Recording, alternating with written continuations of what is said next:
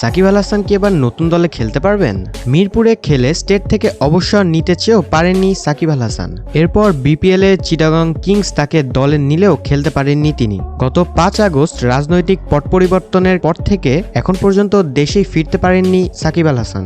এর বাইরে মাঠের ক্রিকেটে আছে বোলিং নিষেধাজ্ঞাও।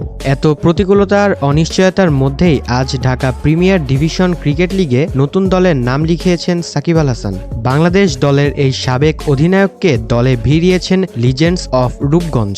ক্লাবটির আশা আগামী মাসে শুরু প্রিমিয়ার লিগে সাকিবকে পাওয়া যাবে। দ্বাদশ সংসদ নির্বাচনে সংসদ সদস্য হওয়া সাকিব আল হাসান আওয়ামী লীগ সরকারের ক্ষমতাচ্যুতির পর এখন পর্যন্ত দেশে ফেরেননি। ছাত্র জনতা আন্দোলনে তার নামে হত্যা মামলা রয়েছে। নভেম্বরে দক্ষিণ আফ্রিকা সিরিজের আগে ঢাকায় ফিরতে চাইলেও প্রতিকূল পরিস্থিতির কারণে দুবাই থেকে যুক্তরাষ্ট্রে ফিরে যেতে হয়েছিল তাকে। এরপর অ্যাকশন পরীক্ষায় নিষিদ্ধ হয়ে খেলার মাঠেও কার্যকারিতা কমে যায় অর্ধেক। সব মিলিয়ে যখন তিনি ক্রিকেট ক্যারিয়ারের অনিশ্চয়তার মুখে, তখন ঢাকা প্রিমিয়ার লিগে দলবদল সম্পন্ন করেছেন সাকিব আল হাসান। আজ দলবদলের প্রথম দিনে অনলাইনে কাগজপত্র জমা দিয়েছেন তিনি। গত আসরে সাকিব খেলেছেন শেখ জামাল ধানমন্ডি ক্লাবে। পরিবর্তিত পরিস্থিতিতে দলটির প্রধান পৃষ্ঠপোষক সরে গেছে। সাকিব যখন দেশেই ফিরতে পারছেন না, তখন তাকে দলে নেওয়ার কারণ কি? এমন প্রশ্নের উত্তরে রূপগঞ্জের মালিক লুৎফুর রহমান বাদল বলেছেন, আমরা ক্রিকেটার সাকিবকে দলে নিয়েছি, রাজনীতিবিদ সাকিবকে নয়। সে বাংলাদেশ ক্রিকেটের ১ নম্বর ব্র্যান্ড,